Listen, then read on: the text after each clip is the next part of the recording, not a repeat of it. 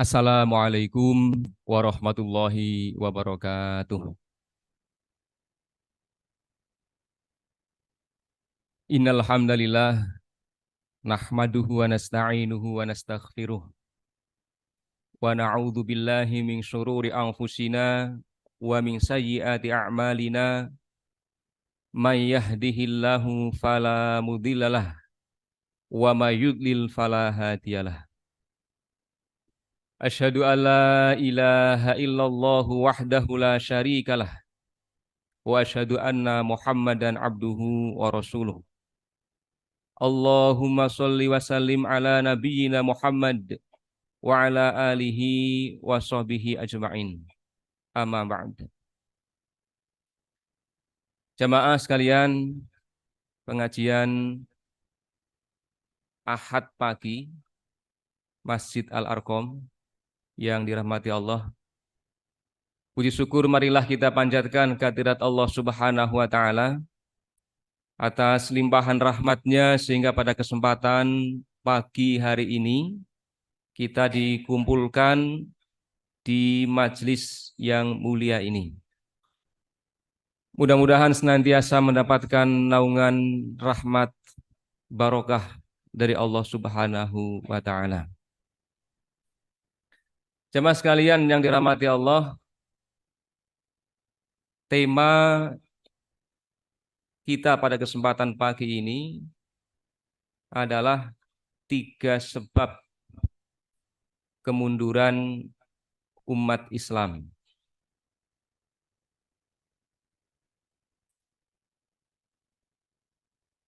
Sebenarnya kemarin sempat dengan Pak Amir yang membuat flyer. Saya konfirmasi sudah dibuat flyernya belum. Tak ganti temanya, pendidikan ruhani. Tapi ternyata sudah disebar.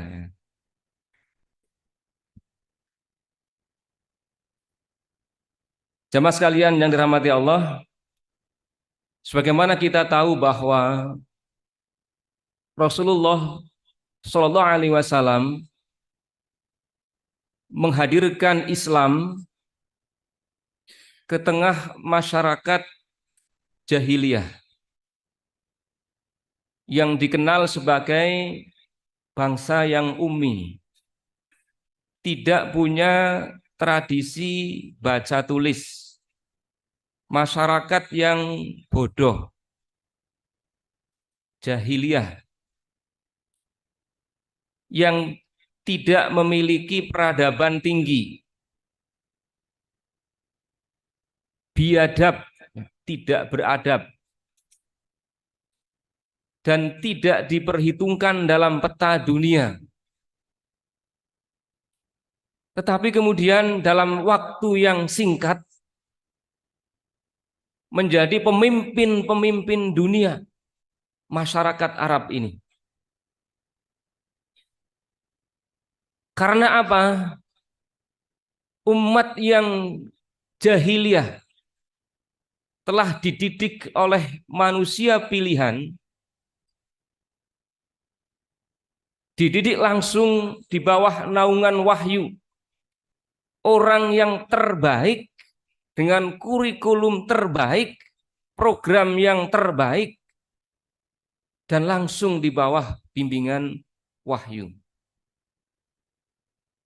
Maka lahirlah generasi terbaik, mengangkat masyarakat jahiliyah yang tidak beradab menjadi masyarakat yang berperadaban tinggi. Maka Rasulullah mengatakan khairun nas qarni, tsummal ladzina yalunahum, tsummal ladzina yalunahum. Sebaik-baik manusia adalah zamanku, generasiku. Kemudian setelahnya. Itulah generasi terbaik, khairu ummah. Yang dididik langsung oleh Rasulullah, tidak hanya di atas kertas, di ruang-ruang kelas, tetapi langsung di dalam kancah kehidupan nyata. berbenturan dengan kehidupan dan peradaban saat itu. Maka jamaah sekalian, dalam waktu yang singkat, 5 tahun setelah Rasulullah wafat, yakni 636 Masehi, umat Islam mampu mengalahkan pasukan Romawi. Pasukan terkuat, tercanggih di saat itu. Dari dua kekuatan besar, Imperium Romawi dan Persia. Waktu yang singkat, yang tadinya tidak diperhitungkan sama sekali, tiba-tiba mampu mengalahkan kekaisaran Romawi. Kemudian membangun satu peradaban yang tinggi di Yerusalem. Yang kita mungkin mengenal bagaimana sejarahnya. Ketika Umar bin Khattab memasuki Yerusalem dan diserahkan kuncinya oleh para pendeta yang sebelumnya menguasai Baitul Maqdis. Yang kita mengenal dengan kesederhanaan Umar. Yang memang mereka ini ingin menyerahkan langsung kepada penguasa tertinggi kaum muslimin saat itu, yaitu Khalifah atau Amirul Mukminin Umar bin Khattab. Ingin melihat langsung dan disesuaikan dengan pemahaman mereka tentang karakteristik pemimpin umat Islam. Dan ketika datang, ternyata tidak dikawal dengan pasukan yang banyak, dengan atribut-atribut kebesarannya, tapi datang dengan penuh kesederhanaan.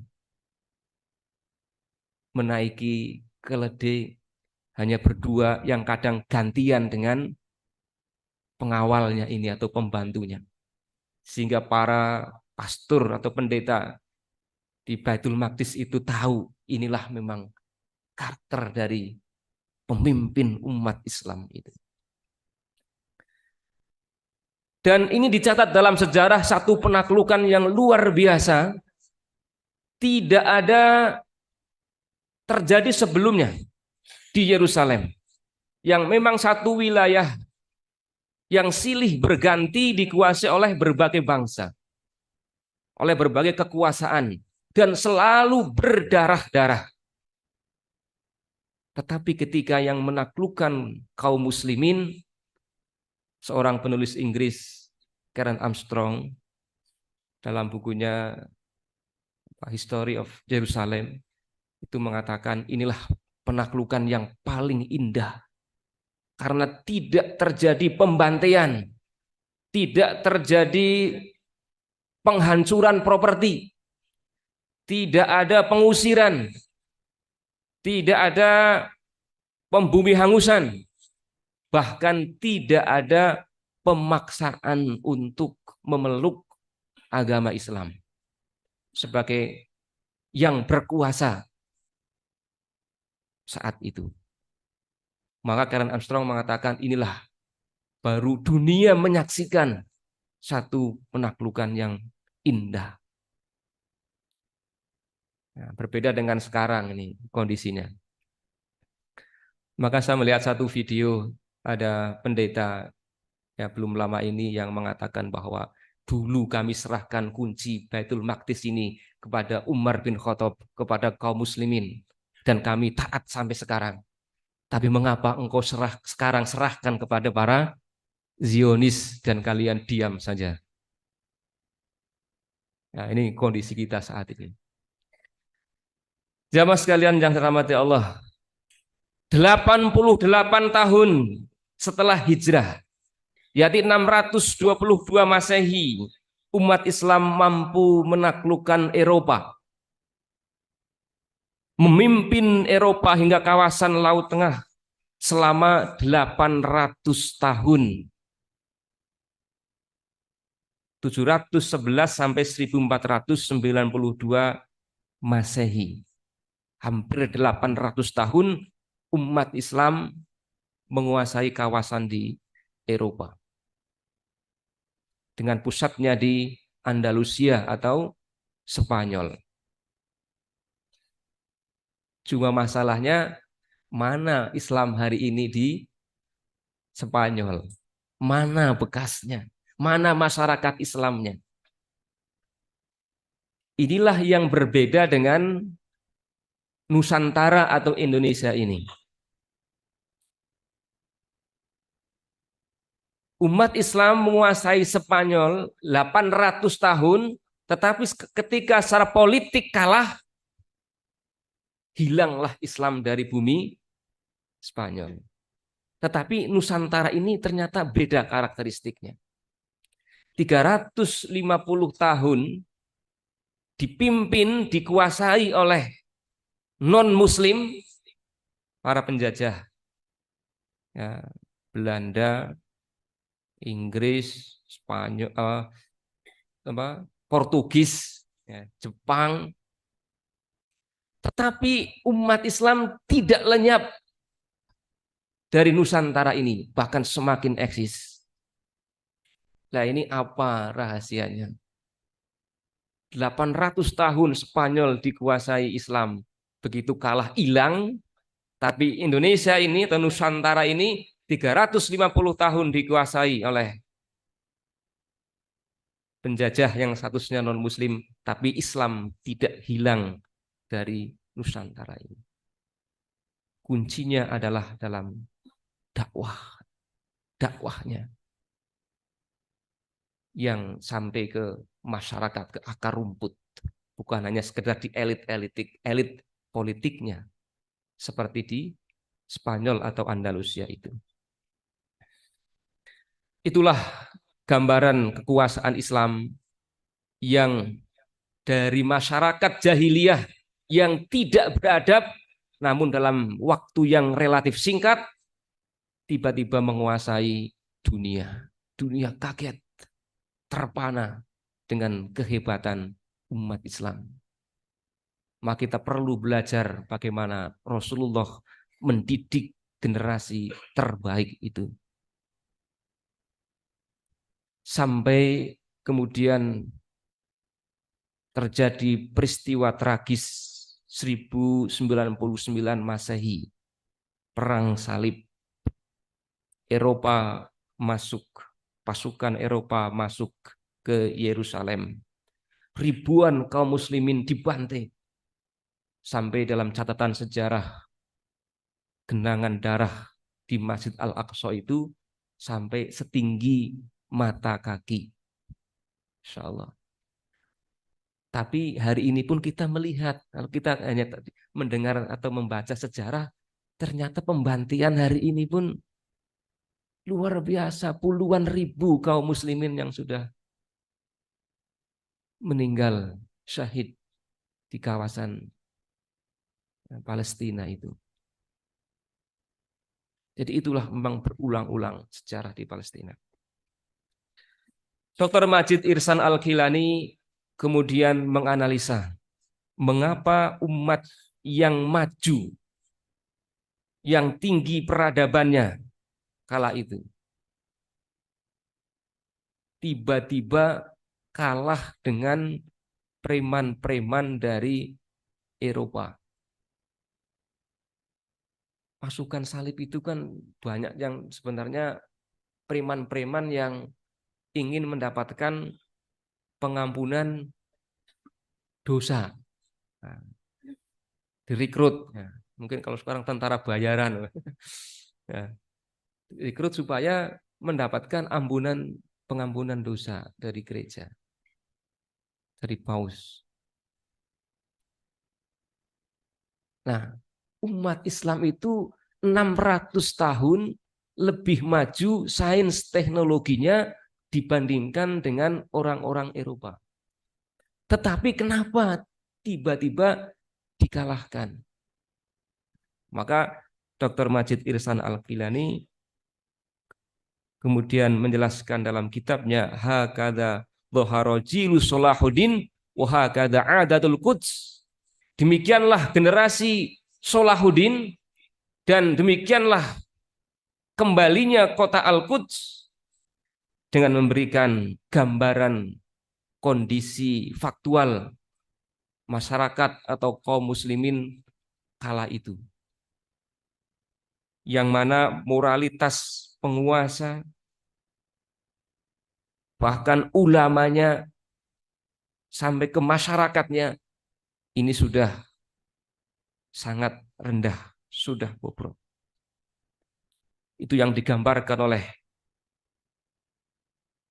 Dr. Majid Ihsan Al-Gilani ketika menggambarkan detik-detik kejatuhan kota suci Yerusalem ke tangan pasukan salib. Penyakit tamak dunia merajalela bukan hanya di kalangan penguasa, tetapi juga para ulamanya.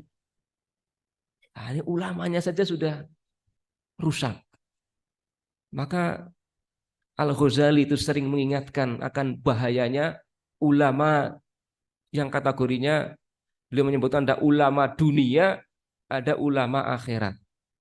Ada ulama dunia yang kategorinya ulama usuk, ulama yang buruk, ulama yang busuk.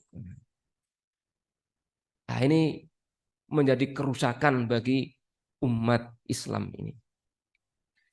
Selain itu, amar ma'ruf nahi mungkar tidak ditegakkan lagi. Terlebih penyakit kronisnya, yakni perpecahan di internal umat Islam itu sendiri. Beliau menggambarkan betapa konflik antar mazhab itu sedemikian dahsyatnya hingga bisa menimbulkan perang, saling membunuh hanya karena masalah khilafiyah, hanya karena masalah perbedaan dalam persoalan fikih. Masing-masing menonjolkan mazhabnya, menganggap yang lain salah, dan masing-masing kelompok hanya mementingkan kelompoknya. Inilah tiga hal yang menurut Dr. Majid Ihsan Al-Gilani menjadi faktor jatuhnya umat Islam ini. Digambarkan dalam sejarah ya, tentang kehidupan mewah penguasa kala itu. Gubernur Abu Nasir Ahmad bin Marwan,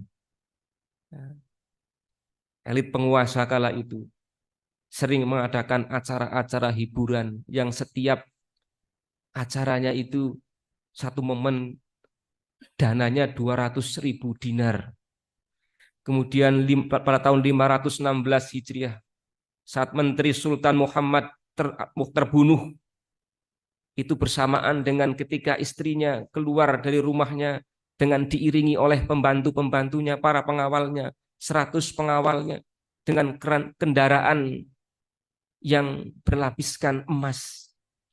Padahal kala itu masyarakat banyak yang ditimpa kemiskinan dan kelaparan. Sebagian ulama mencoba untuk menggelurakan semangat jihad, tetapi ternyata tidak mampu. Nih ulama-ulama yang masih lurus mencoba untuk menggelurakan semangat jihad, tetapi tidak mampu.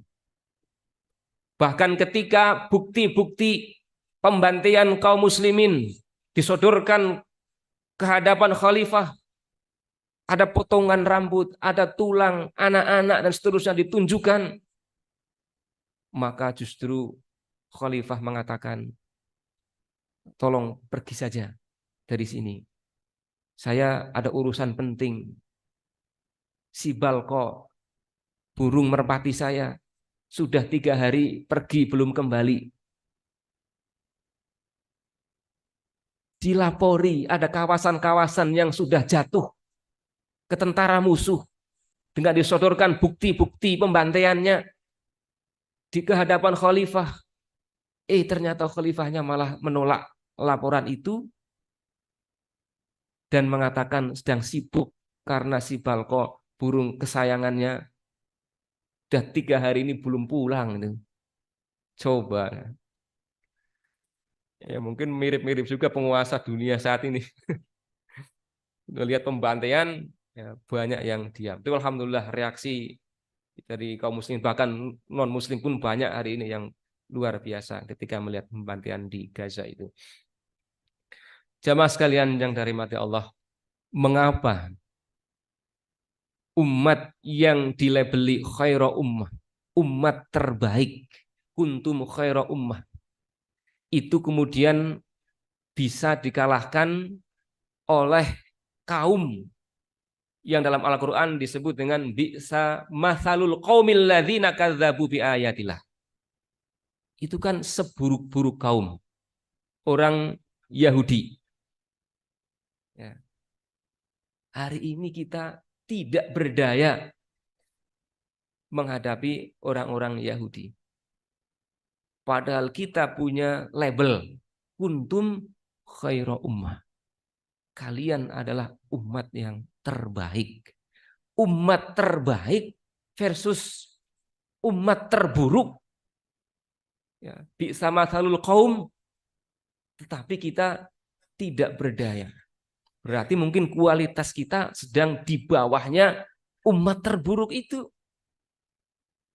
Tidak sedang dalam kondisi khaira ummah yang disebutkan, yang dimaksudkan di dalam Al-Quran. Padahal kita selalu setiap hari lebih daripada 17 kali memohon kepada Allah untuk ditunjukkan jalan yang lurus, jalannya para nabi, para siddiqin, para orang-orang solih, dan dijauhkan dari jalan orang yang dimurkai, al-maghdub, dan juga orang yang tersesat, al-dhalin, yang dalam tafsir al-maghdub yang dimurkai ini merujuk kepada orang-orang Yahudi yang tahu kebenaran tetapi enggan untuk mengikuti kebenaran itu.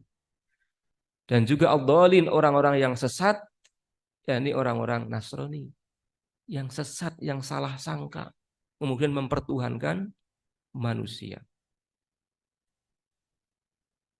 Sekali lagi, mengapa khaira ummah itu, atau kita generasi yang mestinya mewarisi umat terbaik itu, dikalahkan dengan seburuk-buruk kaum? Yang Nabi Musa itu mengeluh dengan umatnya. Wa idz qala Musa liqaumihi ya qaumi lima tu'dzunani wa qad ta'lamuna anni rasulullah. Nabi Musa itu mengeluhkan umatnya yang sukanya mengkhianati kaum Yahudi. Jamaah sekalian yang dirahmati Allah. Padahal kalau kita lihat di dalam karakteristiknya antara khaira ummah dengan bi'sa masalul qaum, umat atau kaum yang terburuk itu. Yang tadi dalam hadis sahih dikatakan bahwa khairun nas qarni, manusia terbaik adalah di zamannya Nabi, generasinya Nabi. Maka kita lihat perbandingan antara generasi di zamannya Nabi Muhammad SAW dengan orang-orang atau generasi orang-orang Yahudi ini, pengikutnya Nabi Musa. Dalam sebuah hadis disebutkan, ini tentang kualitas sahabatnya, sahabat Nabi. Innallaha nadhara fi qulubil ibad fawajada qalba Muhammadin sallallahu alaihi wasallam khaira qulubil ibad. Sesungguhnya Allah melihat kepada hati para hamba, maka mendapatilah bahwa hati baginda Rasulullah sallallahu alaihi wasallam itu adalah hati yang terbaik. Fastofahu li nafsihi. Kemudian Allah memilihnya, kemudian mengutusnya untuk mendapatkan risalahnya. Tsumma nadhara fi qulubil ibadi ba'da qalbi Muhammadin. Kemudian Allah melihat kepada hati-hati hamba yang lain setelah baginda Rasulullah, maka didapatilah bahwa fawajada quluba ashabihi khaira qulubil ibad. Allah melihat hati hamba-hamba dari para sahabat Nabi ini adalah hati yang terbaik setelah baginda Rasulullah. Yang mereka menghias dirinya dengan kebaikan-kebaikan. Mendukung Nabi, berperang bersama Nabi. Yang kalau mereka itu melihat sesuatu, famaro al muslimuna hasanan, ketika orang muslim ini melihat sesuatu dinilai sebagai hal yang baik, fahuwa indallahi hasanun, maka di sisi Allah baik. Jadi pandangan kaum muslimin terhadap sesuatu itu senantiasa selaras dengan pandangan Allah. Wa ma ra'au syai'an, dan ketika mereka melihat sesuatu itu buruk, menilai itu buruk, fahuwa indallahi syai'un, maka di sisi Allah itu buruk. Ini hebatnya kaum muslimin saat itu. Tetapi lihat generasinya atau orang-orang yang di sekeliling Nabi Musa. Jadi kita sampaikan bahwa Nabi Musa sendiri mengeluh dengan umatnya, Bani Israel. Mengeluhkan kepada Allah, mengapa mereka ini berkhianat padahal tahu bahwa saya adalah Rasulullah. Bahkan ketika baru diselamatkan dari kekejaman Fir'aun, menyeberangi Laut Merah dengan menyaksikan kemukjizatan yang luar biasa, kemudian di Gurun Sinai, tapi pembangkangan terhadap Nabi Musa terjadi. Padahal menyaksikan kehebatan dan kemukjizatan Nabi Musa.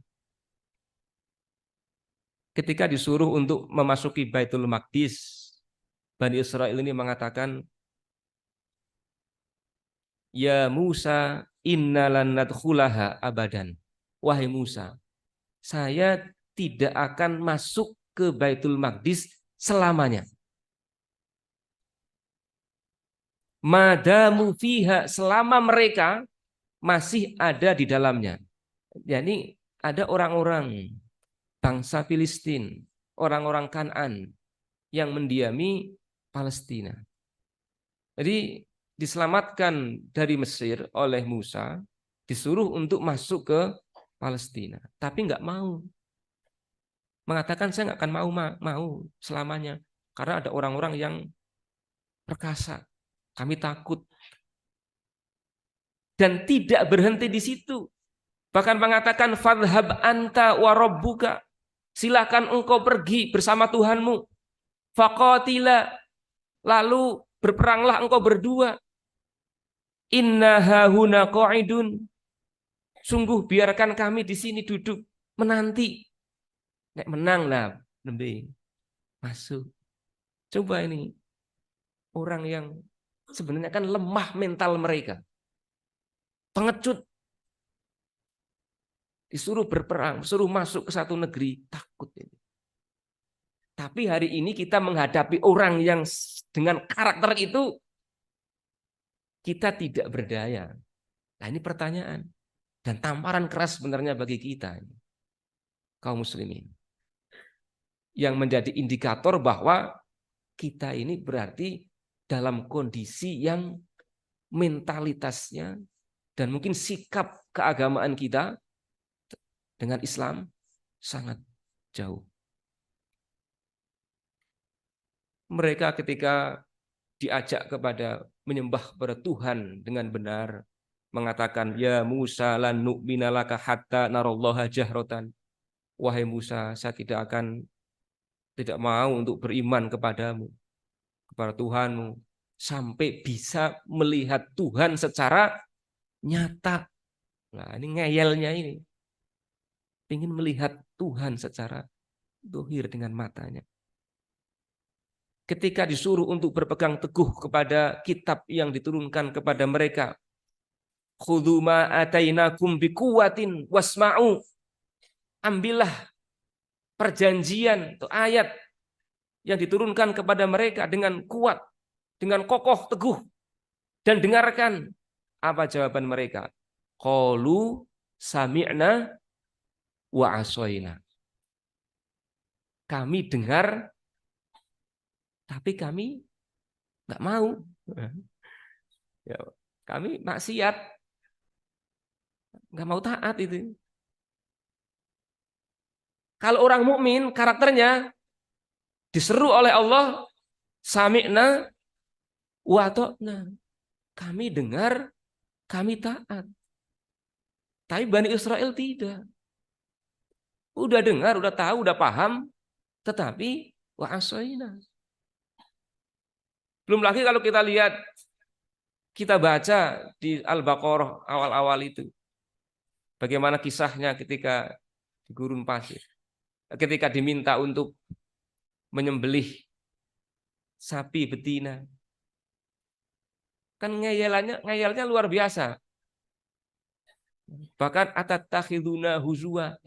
Musa, kamu mau membuli kami ya kan? Bahasa kita sekarang kan kamu membuli kami ya. Atatakhiduna huzwa. Apakah engkau itu pingin menjadikan kami sebagai bahan tertawaan, bahan ejekan? Kamu ngece ya?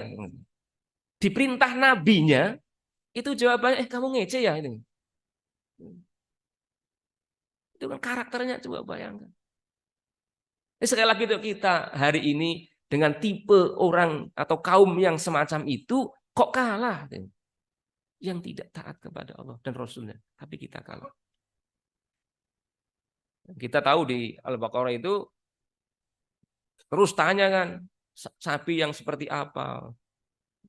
Yang tidak tua, tidak muda, awanum baina dzalik, yang tengah-tengah antara keduanya. Isih ngayal meneh, sing kaya ngopo sih? Warnane kaya ngopo?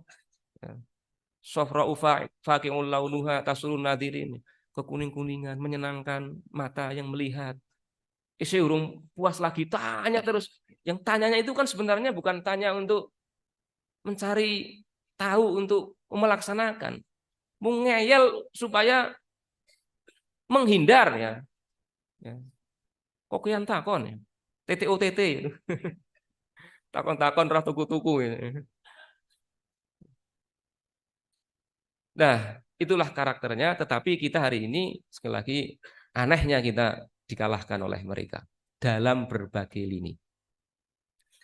Maka dalam kitabnya Loharo Hakada Loharo Jilu Salahuddin wa Hakada Adal Quds, Dr. Majid Irsan Al-Kilani itu menyitir sebuah hadis Nabi yang mengatakan idza 'azamat ummati dunya nuzi'at minha haibatul Islam. Ketika umatku telah mengagungkan dunia, maka dicabutlah kehebatan Islam. Idza 'azamat ummati dunya nuzi'at minha haibatul Islam. Ini rahasia kekalahan kita yang pertama. Yakni umat Islam telah mengagungkan dunia ini. Sehingga kehebatan Islam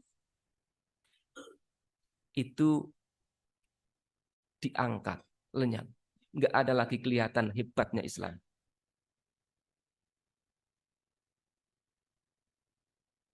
Maka suatu saat Syekh Muhammad Abduh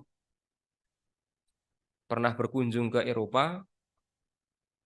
Ini kan tokoh yang sangat terkenal, pemikir Muslim, menjadi banyak rujukan, terutama kaum modernis. Pernah berkunjung ke Eropa dan kemudian mengatakan, saya tidak melihat Islam di Eropa, tidak melihat Muslim di Eropa, tapi saya melihat Islam. Sementara saya di Mesir melihat kaum muslimin di mana-mana, tetapi tidak melihat Islam. Ya, ini tentu kalimat yang tidak bisa ditelan mentah-mentah. Ini maknanya mungkin kritik kepada diri sendiri, kaum muslimin, untuk autokritik. Bahwa yang mengklaim muslim masyarakat Islam, orang-orangnya berstatus agama Islam, tetapi dalam kesehariannya tidak menunjukkan perilaku yang Islami. Tetapi di Eropa,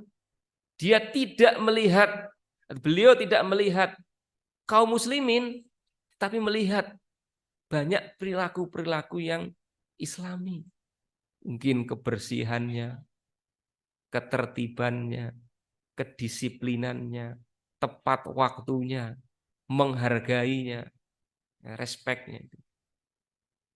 Bertolak belakang dengan komunitas atau masyarakat Islam yang kumuh, kotor, dekil, nggak menghargai orang, nggak bisa ngantri, buang sampah sembarangan, nggak menghargai waktu, moloran, wah ini semacam-macam. Itu yang pertama. Mengapa kaum muslimin menjadi mundur? Nah, kita bermuhammadiyah kan slogannya berkemajuan. Nah, ini mestinya untuk mengangkat kemunduran kita ini. Tepat sekali. Kemudian wa idza tarakat al-amra bil ma'ruf wa nahyi 'anil munkar hurimat barakatil wahyu. Ketika kaum muslimin itu meninggalkan amar ma'ruf nahi mungkar, maka hurimat barakatil wahyu. Diharamkan keberkahan wahyu. Qurannya kan sama. Di zaman Rasul dengan hari ini, kita sekarang ini. Mereka membaca, kita membaca. Tetapi dahulu dengan panduan Quran, mereka terangkat dari masyarakat jahiliyah yang biadab, tidak berperadaban, menjadi masyarakat yang paling tinggi peradabannya. Bahkan dikatakan 600 tahun lebih maju daripada Eropa. Tapi kita sama, diberikan kitab yang sama, namun hasilnya berbeda. Maka kita perlu evaluasi. Aktivitas amar ma'ruf nahi mungkar betul-betul tegak di masyarakat kita ataukah tidak? Itu yang kedua. Jadi tadi yang pertama adalah mengagungkan dunia, maka dicabut kehebatan Islam. Yang kedua, ketika meninggalkan aktivitas amar ma'ruf nahi mungkar, maka dicabutlah, diharamkan keberkahan wahyu. Dan yang ketiga, wa idza tasabat ummati saqatat min ainillah. Ketika umatku telah saling mencaci satu sama lain, menjatuhkan, merendahkan, bermusuhan, maka saqatat min ainillah. Jatuhlah dia dalam pandangan Allah. Nah, 3 hal yang disebutkan dalam hadis Nabi ini kira-kira sesuai tidak dengan kondisi kita hari ini? Sesuai, banyak kesesuaiannya. Kadang sesama saudara muslim ini lebih senang dengan kelompok yang lain daripada sesama kaum muslim. Saudara, bersaudara, tapi kadang dihalangi ngaji wae di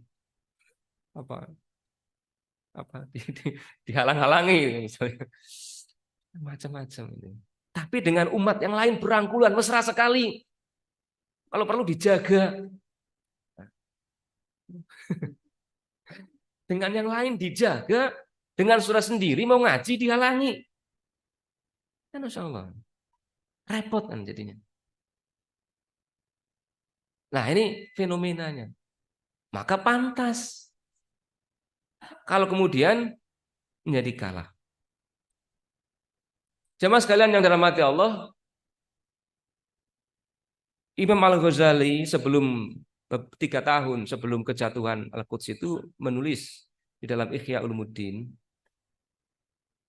selama amar ma'ruf nahi mungkar tegak, maka tidak akan kalah. Tapi ketika sudah tidak tegak lagi amar ma'ruf nahi mungkar, maka umat Islam akan dikalahkan.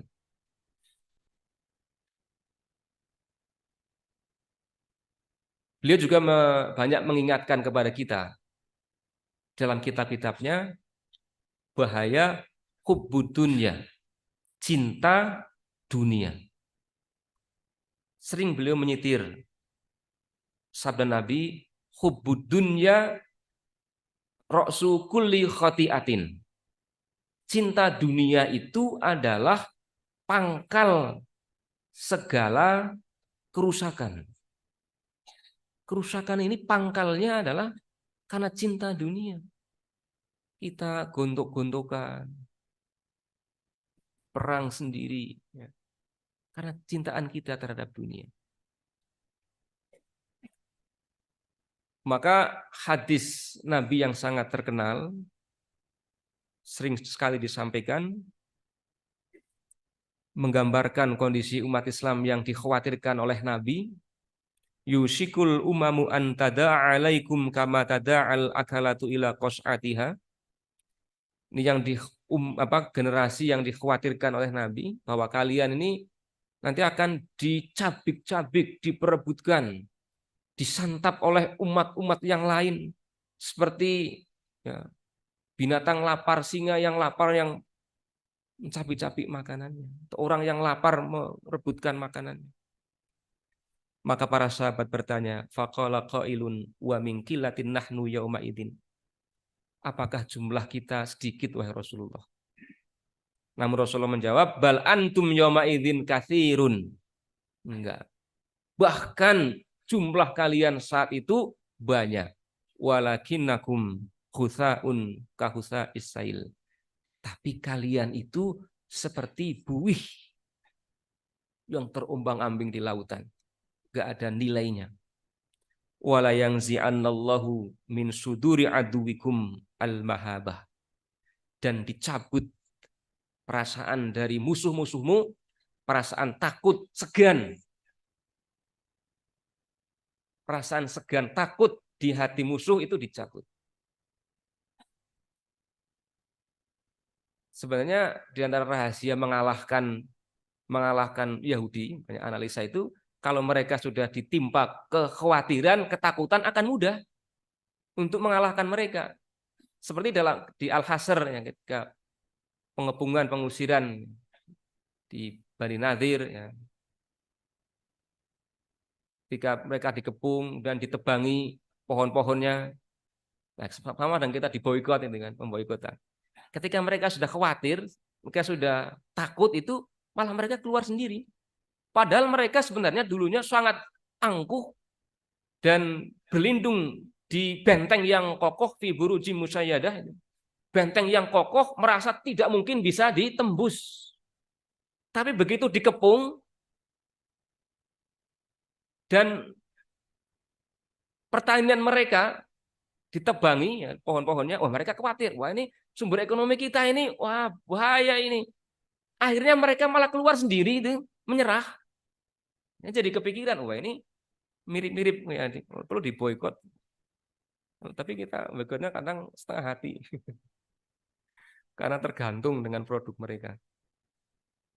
Tapi ketika sudah terhinggapi perasaan takut orang Yahudi itu dalam sejarah, mereka malah keluar sendiri, menyerah akhirnya. Bukan karena digempur. Ya sebelum digempur mereka sudah mempersilahkan masuk. Padahal mereka berlindung di balik benteng-benteng yang kokoh.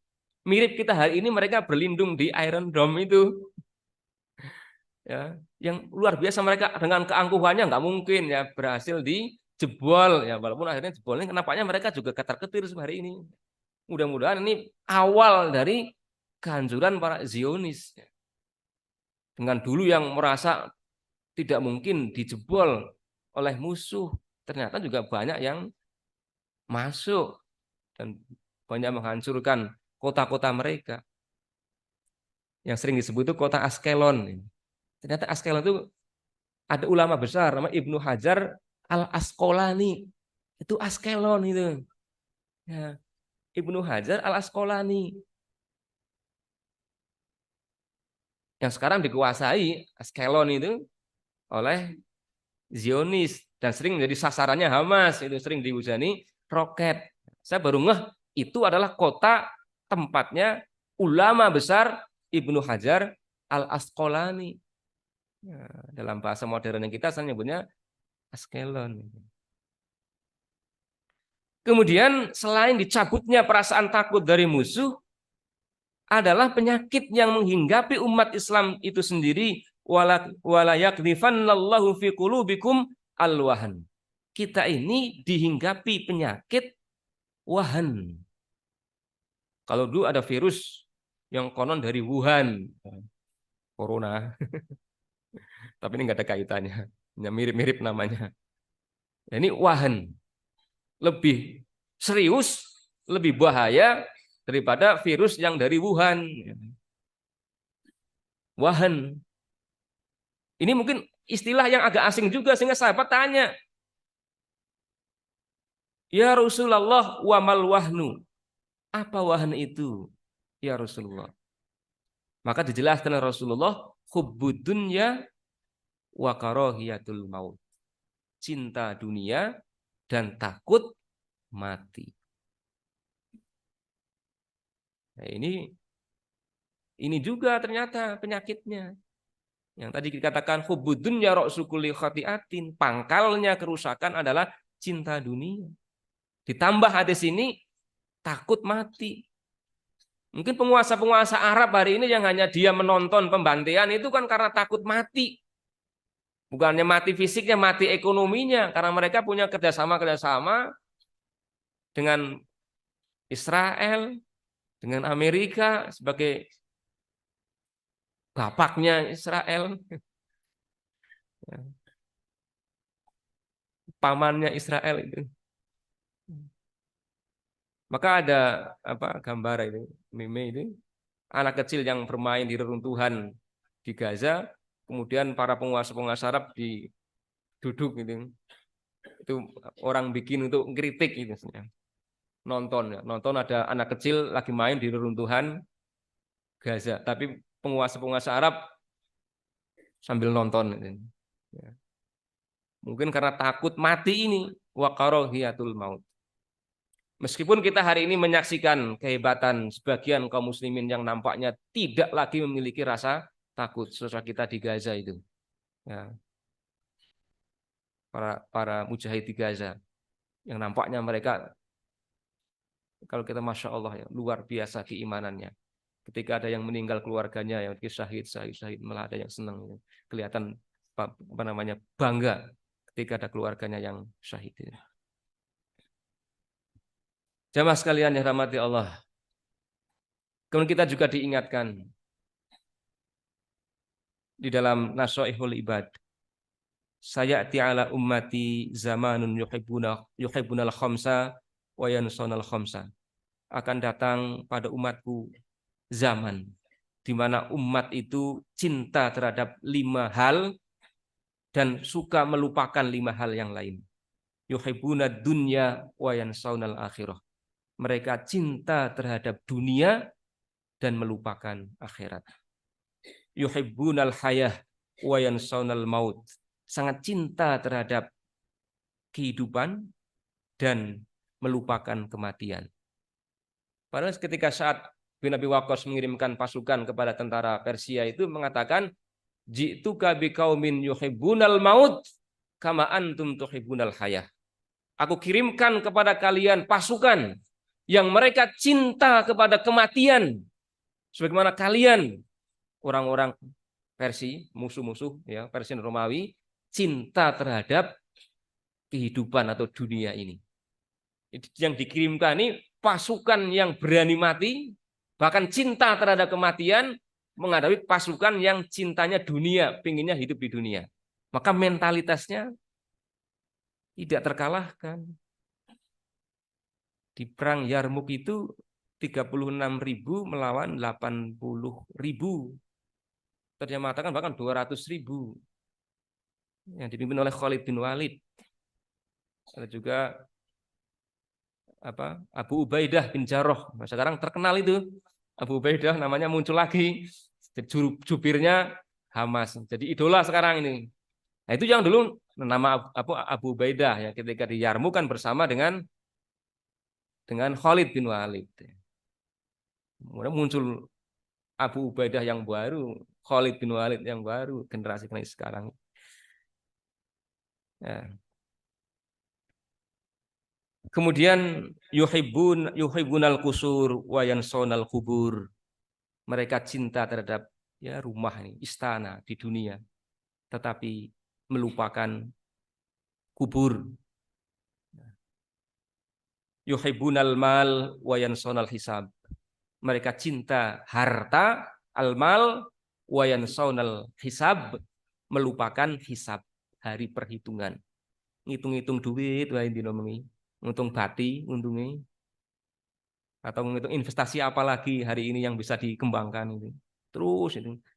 Tapi lupa menghitung apa amal-amalnya nanti kira-kira di hari perhitungan seperti apa.